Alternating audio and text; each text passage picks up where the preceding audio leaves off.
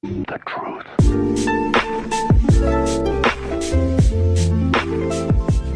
Welcome back. What's going on, Nightcast? How you guys doing?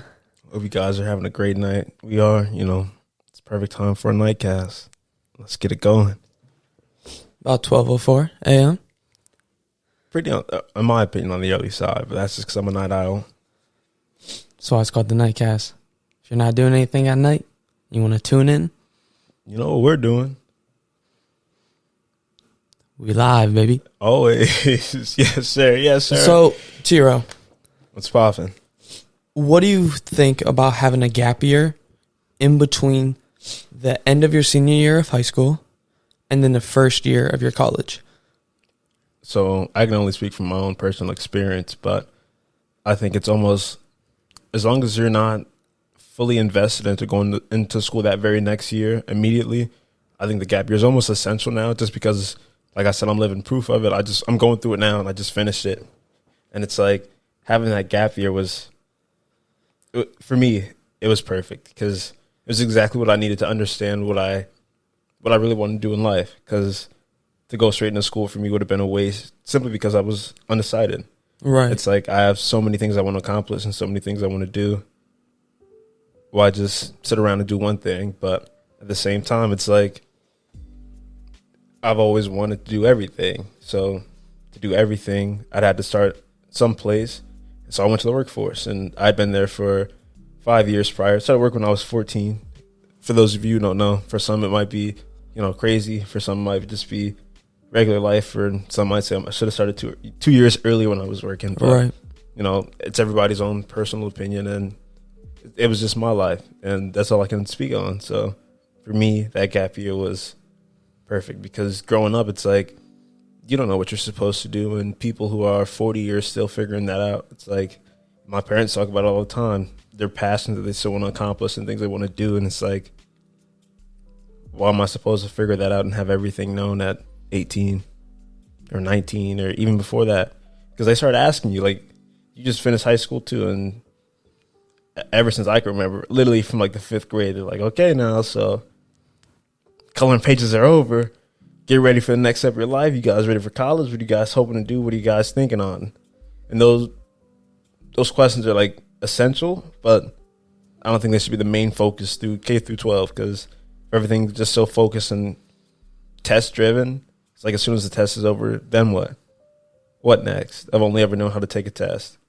I can't think on my own. I can't search out for more information on my own. I only know how to follow the guidelines. I feel like a gap year is like an incredible year to really focus on yourself and test, trial and error. Without a doubt. Cause just get interest and see what you really think you see yourself doing in life. Because that's life. It's like you want to go out there and you want to experience things. And being fresh out of high school, what more important time than now to see the world before you have all the extra baggage? Because when you've been working, you understand like that stress of having, like a full-time job, like putting in 30, 40-hour work weeks as a high school student, on top of school, on top of sports, extracurricular activities. It's stressful. It's draining. It's a lot. Without a doubt. But you're an adult. We're all adults here. And everybody has their personal problems, home life. For sure. You got to, whatever's best for you. And I feel like society wants you to think that what's best is always go to school immediately and, figure things out after you've already paid the tuition fee and the room and board and, eating and all that extra stuff. And though that's important too, so is having the skills to manage life. Like, if you can come to me and tell me how you handle your taxes and, how to wash your own laundry and like the things like that you learn growing up, it's like you miss that out going straight to school because you're so focused on following somebody else's dreams if that's not your full intent. What about you? What do you think on that gap year? So, like I said, I think it's a period where you can really develop a skill set. I like that. Please elaborate. So, you get the test, like I said, trial and error. You get to really see where you feel comfortable, where you don't, what you need to work on. Like for me personally, I didn't have a gap year, but what I noticed just from looking like if I did have one, I want to pick up on my literacy. I want to be able to definitely always constantly delving into books and looking for more knowledge and information. Because reading is a really good way to a vital key grasp what it says, and especially going into the entrepreneurship world, lots of books. Always. What book are you reading right now? Right now I'm reading T. Harv Eker's The Secrets to a Millionaire Mind, and it's one of my favorite books I think I've read so far in my life, besides Robert Greene's The 48 Laws of Power, which hopefully I'll be able to, come back. I need to finish the 48 Laws of Power. Exactly, and use the podcast to start reading, and then post out the laws for everybody else to hear, because those are essential things that we all could learn. Why not share information when you can? So we were thinking about having a series of 48 Laws of Power, and if you would tell them what exactly is the 48 Laws of Power and how we would use it in the channel, how each video could be a law. For sure. So I'd either start every video off or end every video with one of the laws from the book, and pretty much the 48 Laws of Power, just 48 key details and the book is so awesome because it uses key details from live experience. Because for me growing up, it's where somebody used this before, what uses it have. Because we're in the 21st century, it's you can sit in a classroom for 12 years and people force feed you and force you to take all this stuff, and it's okay, but what else? Where can I use this? Where is this applicable at? And I've noticed that in the school system, when teachers have to give the curriculum that they have to teach, mm-hmm. they never tell you what exactly it's used for in the real world, and that's where students they don't even know, left lost.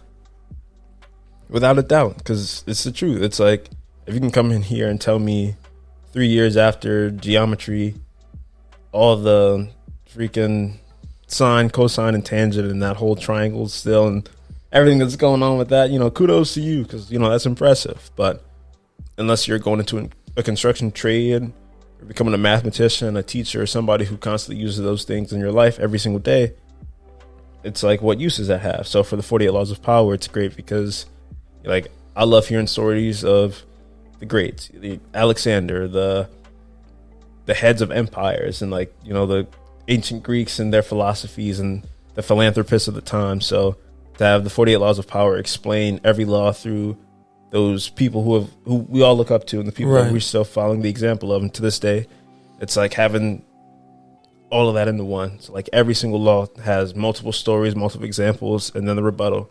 Because in life, it's you can't only see the one side of one thing, because you have to see either both sides or everything and all. Because if not, then you're biased, you're jaded, you're so focused on your side that you can't see the whole. And anybody who's ever been in speech and debate, or anybody who's ever had to write an essay, it's you always have to have that rebuttal at the end to understand that you understand both sides, the conclusion, without a doubt. But an actual, I don't know if it's MLA format or whatever one the kids are still using nowadays, but with the rebuttal in it.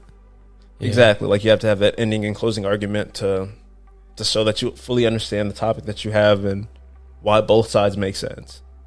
And it's as soon as you can do that, then you already got my full attention. Right.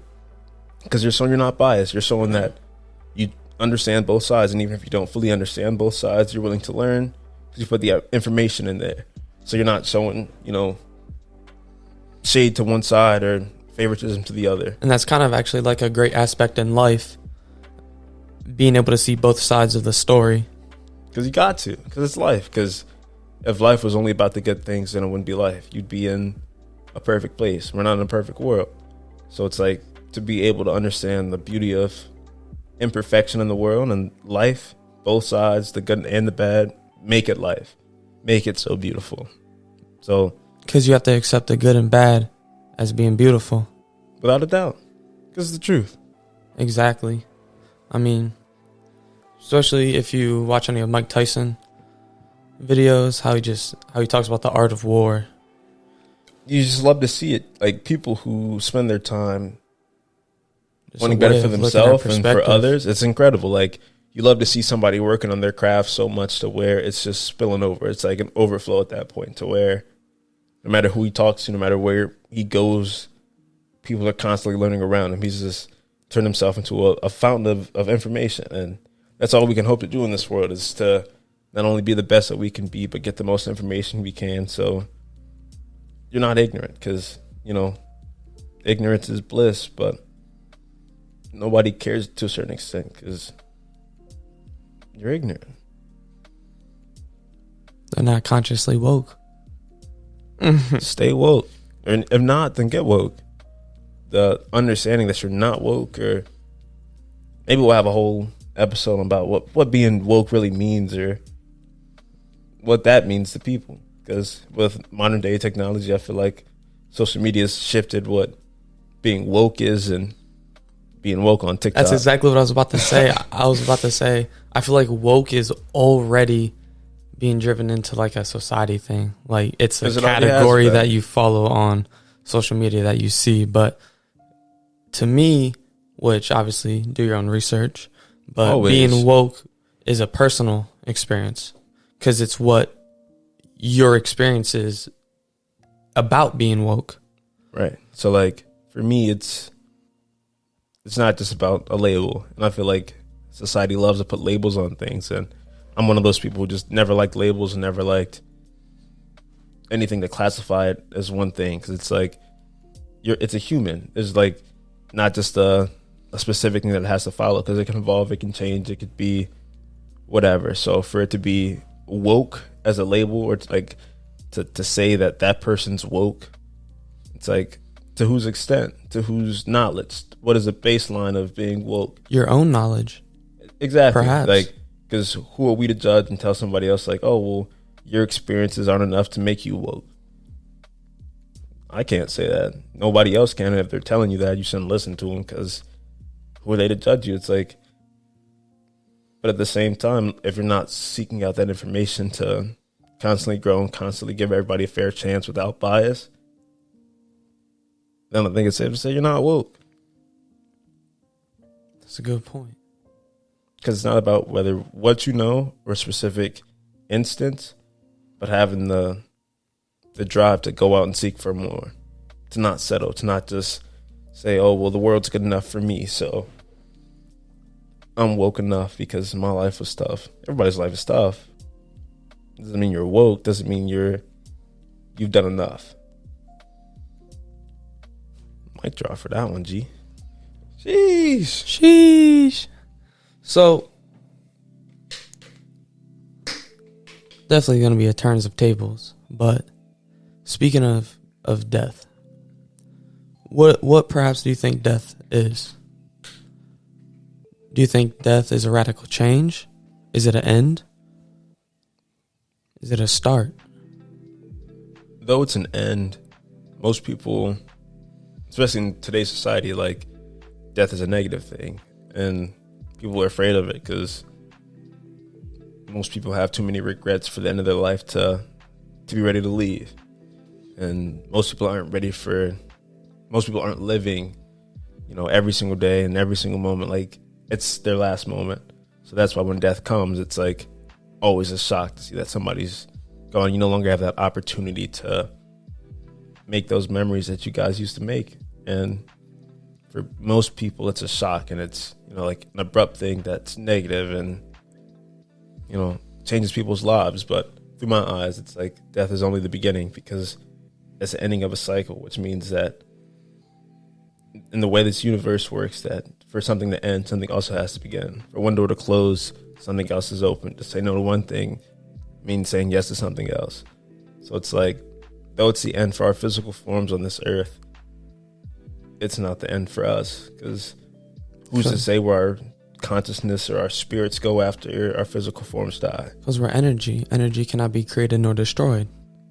The energy that we have within us, whether you believe it's a heavenly divine thing, Buddhist, whatever religion, like, open to them all, open to learn more, whatever you believe in. I'd love to hear about it, because who am I to be ignorant? Who am I to just completely shut something out because I feel like I don't want to, or because I'm too lazy to learn?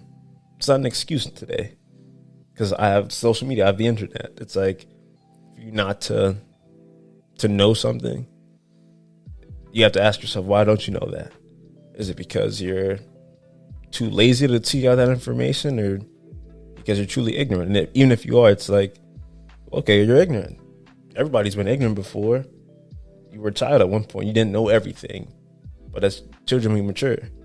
It's like your wisdom is supposed to mature with you, because if not, then you're growing stagnant and you're staying in one location. Right. But that energy that you have, that energy that was inside of you from whatever you believe in, has to go somewhere, because it came from somewhere. Because what was our conscious being before we were born? And we were talking about this not too while ago, but like, what's that? Who placed that consciousness inside of your being? It's like, if it came from somewhere that we're unaware of and we're consciously not able to return to, doesn't mean that we're not returning to, we're just not able to consciously remember. Because in the previous podcast, it's like how you're born, but you don't remember those first 3 years of your life. It's like you weren't dead. They didn't happen. When were you aware of being consciously aware? Exactly. Like the consciousness level has to be at a certain extent to understand what's going on, and we're not able to access that. So it's like, to answer life after death or a question like that, it's hard to say, but who's to say it stops? Because I can't answer.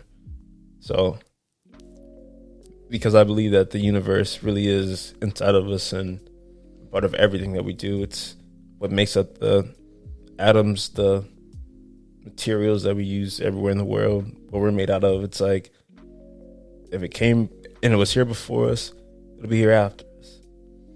Wherever that goes, wherever it means, it'll happen regardless of whether we want it to or not. So the most you can do and the best you can do is just to make the most of it. I like looking at that, because how I have always looked at it is, even, all right, let's say that, because we really don't know if there's an afterlife. We're unsure. So I've always looked at it like, really actually live your life to the fullest. Because if, let's say there is nothing after, you won't even know. Just like how before we were born, we can't remember. So if there is no afterlife, live life to the fullest, because if there is nothing, you won't even know you even existed. And my thing is like, and I can't speak for everybody, because up until this point in my life, I haven't been to a point so bad to where I didn't have like a reason to exist, or felt like I needed to be here. But it's like, what are you doing if you're not doing something good? What is your point for being here? It's like, if you can't control when you were born or when you die, only the time in between. Which is the moment. Exactly. It's like, you're going to die anyway. You know that for the rest of your life, whenever it could be, it come tomorrow, it could be 90 years from now, that the only person who can control that happiness that you have is you. And it's like, to me, seeing my friends go to college and do something that they absolutely hate, or feel like they're forced and need to go to school because they have no other option, makes me sad. Because it's like, dude, the whole world's out there for you guys. It's like, don't feel like you have to follow society. Don't feel like society has to throw you in the jungle. Don't feel like society has control over you to the extent to where you have to suffer for such a long time before you actually become aware of what you find passion in. Exactly. Because like, how is it fair to you that you have to go to school, pay out of your pocket for an amount of time to get a degree that inevitably you're either not going to like, either you will like, or you realize it's not exactly what you thought it was going to be. And I know a lot of people who end up switching their majors more than 2-3 times. Like, the average person gets there and realizes, like, man, you know what? Yes, this is still awesome. Yes, this is more than I expected. And going back to the gap year, that's why it could be an incredible, crucial part of someone's life. Because you get that opportunity to see what's best for you. Not for your parents, not for your friends, your loved ones, but for you. And it's like, if you intend to take a gap year, then to do something that means so much to you, that it would keep you. It would wake you up in the morning, and it's like I'm here now because I love this so much to where it's my passion. It's my driving force. I've always dreamed of being into a point to where I could share information and give back to those around me, because it's all I've ever been taught, to take one and give one. So anytime I've been given something, to remember that at one point I wish that somebody had given me something, or at one point I was somebody else watching somebody else receive a gift, or anything. Honestly, it's like there's nothing better than seeing someone else's smile. I get the ultimate reward from giving. I get the most satisfaction and the most benefit from giving to somebody else. And it's like, I make myself a better person. I do something good for myself. And I make somebody's day at the same time. And it's like, whether that was intentional or not, everybody's better because of it. And that's the cycle of the universe. What you put out is what you get. If you're on this earth, and like my idea of like a perfect future was like always to be a philanthropist and to acquire all this money just to give it away. Because I don't know what rapper said it, but he's like, you never see a money truck chasing a hearse. Search it up real fast. What was it? You never see a money truck chasing a hearse. And it's the truth. It's like, you have all that money to your name and do all this, but what did the world become because of Babyface Ray? That boy Babyface Ray. You know, some Flint, Michigan rap. But those things that make me think, it's like, to know that everything ahead of me is up to my control and in my control. And the fact that you would feel that you have to abide by your parents' rules up until the point into where you're dissatisfied with yourself is unacceptable in today's society. And that's how I kind of feel where the school system is at. You're placed in a place where there's instructions, there's order. They take away your creativity, and when you get out of high school, it's like you just it's like drop off a ledge. Even for being one of those kids who's like, if you know me, I was always like super astute. I didn't have a problem doing my work and keeping up with my classes. I enjoyed learning. So knowledge will save the world. Knowledge will change the world. And it's like, nothing was wrong with me doing the work. It was the delivery. And working, 3 jobs while being in high school and helping out inside, the theater and trying to be like a better person throughout the day. And it's like, it was just so much that I felt like when I graduated that you don't know where to go. It's like, I've been working for the last 4 years.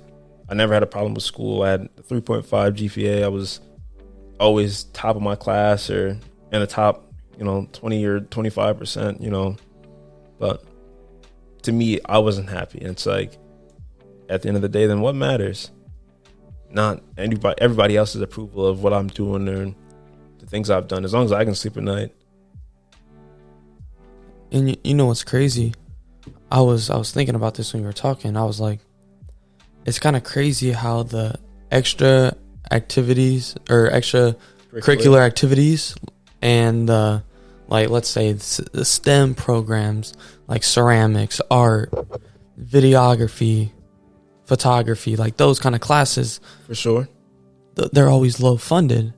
And so I was thinking, like, why?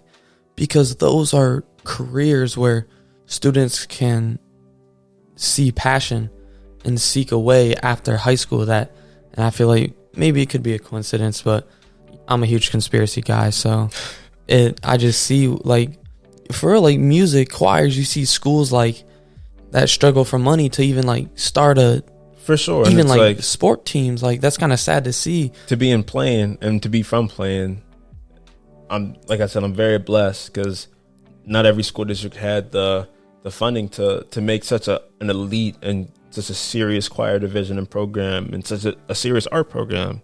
Matter of fact, like, I'm so blessed to say I was able to go to Glen Oak for my freshman and a little bit of sophomore year. Literally. Truly is a great school. After getting hired by the school, like, I traveled around and I worked throughout the theaters and I've seen numerous schools around Canton, Ohio, and it's like, it shocks you because when you've seen something for so long, it just becomes natural. It's like, oh, it was second nature that everybody would have their own shell and their own theater, and everybody would get, a couple of $1,000s to donate to their, school and tech programs to make sure they had the best equipment to record and stuff. And it's like, you travel out there and you see that they don't, and it blows your mind. It's like, well, wait a second, why is this? Like, my school is no different than yours. We all have students, and, depending on your location, some have more funding and more opportunities than others. And you just got to be grateful for what you have.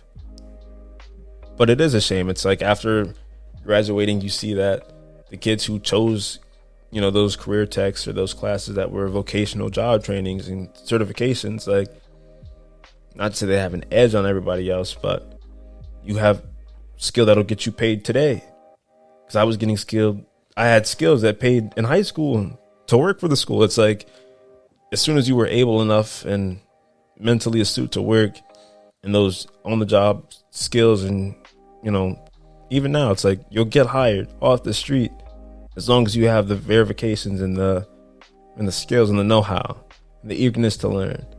So to be forced into school without having a chance to fully experience the acquired department or a vocational training to where it's like, entertainment tech, or I don't remember what we changed our name to, because like we were forced to change our career tech name like 3 times for some reason. But whatever the point was, it's like people didn't know about us, and it's a shame that, like, I wish every kid knew they had an opportunity to do so many more things in high school, and that it doesn't stop there. Like, there's even more things to do after that, because the world is ours. So to walk around high school and, like, to see kids like moping around and like hating life and bored, it's like, I feel your pain, because not every kid, was made to sit in a classroom. He's not stupid just because he doesn't hear the lecture that the teacher found on the internet and posted. He's just not interested. He's not interested. And you're not going to put your time into something you're not going to do in for life. Anybody who's consciously aware to the point to where they know that their time is more valuable than anything else that's not bringing value to themselves, their time is being wasted. They won't give you their full attention. They won't sit there and... Or your full effort. Or they won't put in their full effort. Exactly. It's because they understand what their time is being wasted. It's like, I could do anything else and feel more reward. I'd feel either more gratified doing this, or I'd feel like I get more work done. So if I could deem that or anything that you're doing or giving to me beneath those 3, it's already too late. You've already lost me. I don't care anymore. And it's like, just because those students didn't take that teacher's lesson that seriously doesn't mean that they're any depth or any equipped to go to school. Because it's like, everybody's got information inside their head. Mm-hmm. Everybody's got something that makes them different from somebody else. It's just finding something that you really are passionate about that makes you willing to go throughout the day and put more effort into the things that you were slacking off before on.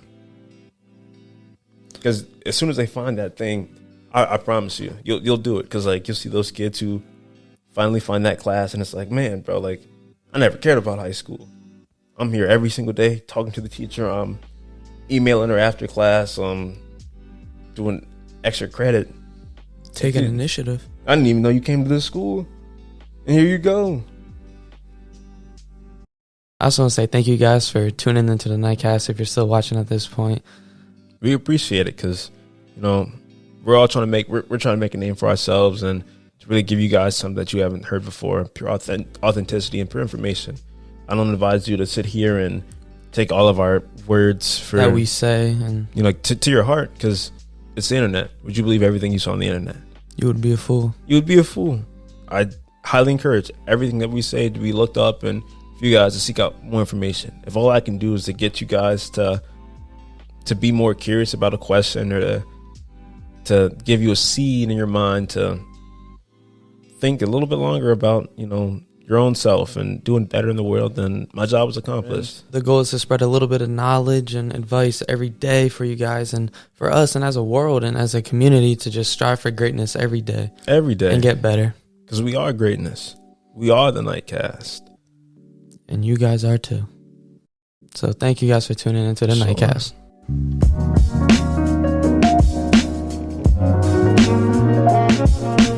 Peace.